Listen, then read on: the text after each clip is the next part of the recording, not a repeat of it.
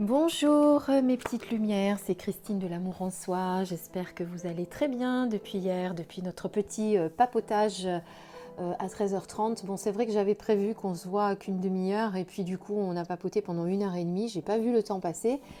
Je pense que vous aussi puisque vous me l'avez dit. Il y en a certains d'entre vous qui m'ont écrit pour me dire que vous aviez raté le direct. J'en suis désolée, mais c'est pas grave, on en refera pour discuter ensemble de ce qui nous passionne, de ce qu'on vit, de ce qu'on ressent, voilà, qu'on partage ensemble, euh, tout ça. Donc aujourd'hui, je vous propose 2 guidances avec 2 oracles différents. Le premier qui est l'oracle chamanique. Je vous montre les noms parce que c'est pas tout très facile à prononcer, donc j'ai pas envie de les écorcher. Voilà, pour la médecine chamanique. Et pour le second, et bien là, on est sur la sagesse universelle de Tony Carmine Salerno, qui est également un très très beau livre, un bel oracle, pardon, avec de très beaux messages. Voilà, donc on va commencer. Alors, désolée si vous entendez un peu la perceuse et les marteaux. J'ai mon voisin qui a décidé ce matin de faire du bricolage. Il a dû se dire que le déconfinement était proche et qu'il fallait vite qu'il s'y mette. Donc voilà. Allez, c'est parti. Alors, en médecine chamanique, on a la médecine du fou avec comme mot-clé le défi. Donc le fou, si on s'en rapporte au tarot, c'est quelqu'un qui doit prendre sa vie en main, qui ne doit pas avoir peur de se lancer dans de nouveaux défis, dans de nouveaux projets, qui ne doit prendre la vie, croquer la vie à pleines dents, lâcher prise sur ce qui le retient, sur ce qui le bloque. Mais moi, cette carte, je la vois aussi un petit peu sur avoir envie peut-être de lâcher prise et de prendre la vie avec plus de légèreté, plus de comment dire, de naïveté aussi. Voilà comment je ressens cette carte, mais je vais vous lire l'interprétation qu'a fait l'auteur, parce que c'est une interprétation qui est très très bien faite. Hein. Sinon, voilà moi ce que je ressens quand je regarde la carte comme ça. Enfin, les messages qui me viennent quand je regarde la carte comme ça, c'est l'envie peut-être de se lâcher un peu, de lâcher prise sur ce qui nous bloque, sur ce qui nous freine dans nos nouveaux défis, sur ce qu'on a envie de faire de notre vie maintenant. Qu'est-ce qu'on a appris de ce confinement quelque part et qu'est-ce qu'on va en faire pour après. Voilà, moi comme je la ressens. Alors, je vous lis la carte. Il est temps de reconnaître que vous menez une vie profondément déséquilibrée, que cela ne peut plus durer. Vos barrières doivent tomber et vous devez renoncer à vouloir tout contrôler. Cette carte vous invite à découvrir un monde inconnu, alors foncez. Changez votre façon d'aborder les choses, en partie façonnée par votre éducation ou par les attentes et les opinions des autres. Abandonnez les notions de bien et de mal. Tout ce que vous considérez comme étant chaotique autour de vous peut être le terreau des plus grandes expériences et des plus hauts enseignements que la vie vous envoie, pour peu que vous l'acceptiez. De quelle autre manière pourriez-vous grandir et évoluer ? Quelle que soit la personne ou la situation qui vous pousse à bout, elle est simplement le miroir révélateur de ce que vous devez lâcher. Sachez que lorsque vous aurez intégré la leçon, elle ne vous affectera plus et ne se représentera plus jamais à vous. Laissez donc le fou vous entraîner dans cette danse imprévisible. Vivez le cœur léger, posez les questions que personne n'ose poser et considérez avec humour les situations qui se présentent jusqu'à ce que vous acceptiez l'incertitude du chemin que vous parcourez. Vous allez bien vous amuser en cours de route avec la médecine du fou comme compagnon. Alors maintenant, la symbolique du fou. Le fou peut se présenter à vous sous différents aspects, homme, femme, dieu, déesse, esprit ou animal. Ils sont tous sages et doués malgré leur comportement fantasque. Le fou teste les limites des gens afin de voir s'ils fuient ou s'ils maintiennent le cap. Leur cap. On apprend beaucoup des expériences et des leçons inattendues du fou. Malheureusement, la signification et le rôle du fou ont été perdus de nos jours où il est souvent dépeint comme un clown, un comique ou un bouffon. Donc en fait, le fou nous teste dans nos limites, savoir qu'est-ce qu'on a envie de fuir ou qu'est-ce qu'on a envie de maintenir aujourd'hui dans notre vie. C'était un peu ce que je vous disais tout à l'heure au début avant de lire la carte, c'est un peu ça.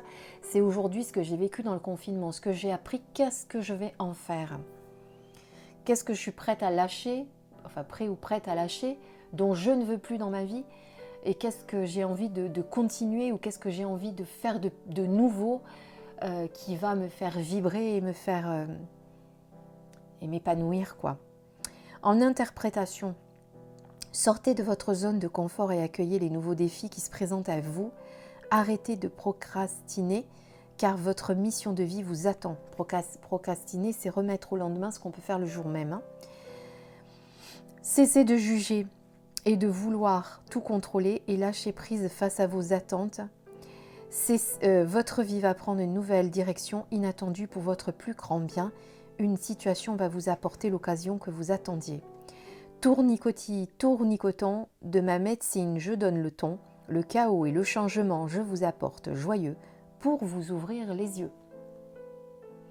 Bon, moi je ne sais pas ce que vous en pensez, mais franchement pour moi c'est un très très beau message, très belle médecine que cette médecine du fou qui nous met un petit peu notre défi devant les yeux là et je sais pas vous, mais comme d'habitude moi personnellement ça me parle beaucoup.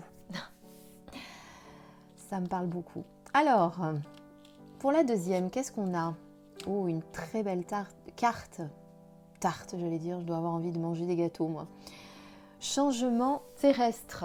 Alors, dans les changements terrestres, eh bien, on y est en plein dedans. Hein. Le monde est en train de changer, les consciences, certaines consciences sont en train de changer.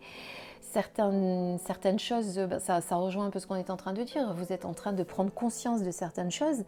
Vous allez avoir de certains changements dans votre vie qui vont être à faire et êtes-vous prêt à les faire? Êtes-vous prêt à vous lancer quelque part? Alors, je vous rassure, hein, il y en a qui ne vont pas changer du tout. Hein. Quand on voit que certains fast-food ont ouvert.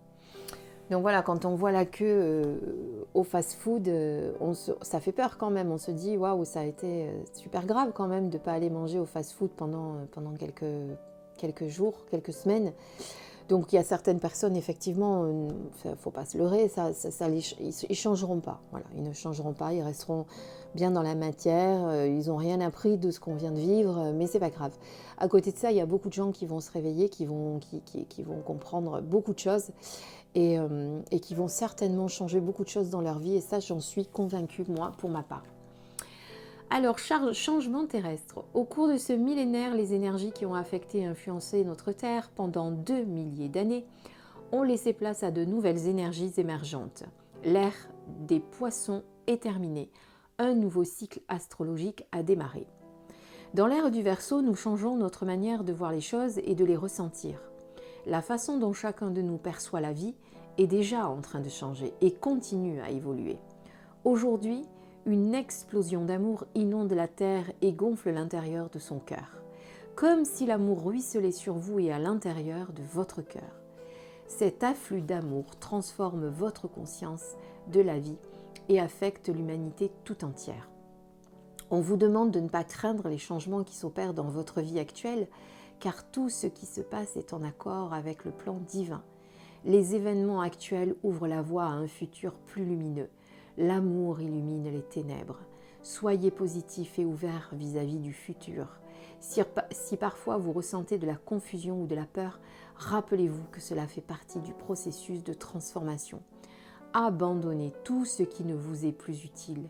Laissez tout cela enterrer à la surface de votre cœur, de sorte que cela puisse être guéri. En procédant ainsi, vous laisserez de belles et nouvelles énergies émerger qui vous seront utiles pour accueillir pleinement un nouvel âge d'or dans votre vie. Bien voilà, c'est ce que je vous disais au début, de ne pas avoir peur des changements qui s'opèrent dans votre vie, que tout est en accord avec le plan divin. Et les événements actuels ouvrent la voie à un futur plus lumineux. C'est quand même extraordinaire comme message. Hein. On est en plein dedans. C'est magnifique. Voilà mes lumières, j'espère que cette guidance d'aujourd'hui vous a plu. Je vous remercie encore de tous vos commentaires, de tous vos messages, de tous vos témoignages d'amour, tellement de sincérité, d'honnêteté, on sent vraiment que vous êtes de très belles âmes et moi ça me fait un bien fou, sachez-le. J'apprécie vraiment tous vos messages et ben voilà, restez comme vous êtes, ne changez pas. Je vous embrasse et je vous souhaite une très très très belle journée. Je vous dis à très bientôt, au revoir.